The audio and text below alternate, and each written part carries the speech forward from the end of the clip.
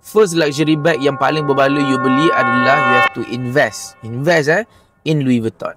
Why Louis Vuitton? Kenapa bukan Prada? Kenapa bukan Gucci? Kenapa bukan Chanel? Kenapa bukan Dior? Kenapa bukan Hermes?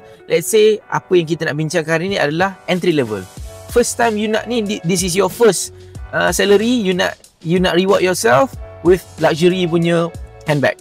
You can go for LV. Kenapa? LV ni dia ada banyak model and LV ni sentiasa tiap-tiap tahun dia akan naikkan harga dia 1 ke 2 kali setahun.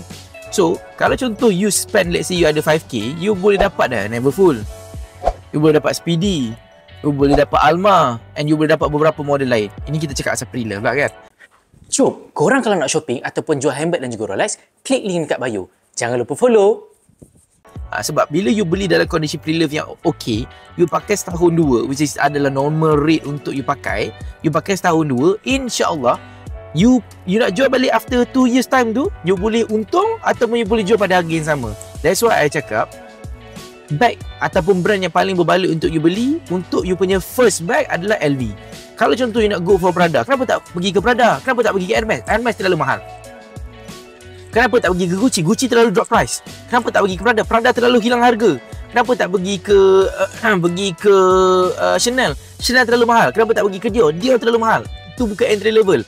Entry level ni LV lah contohnya. Betul lah ada orang suka, oh entry level bukan ke Just & Keith ke brand-brand lain ke, itu dah level lain lah kan. Maksud kita cakap pada tangga yang nak pergi ke luxury ni contohnya.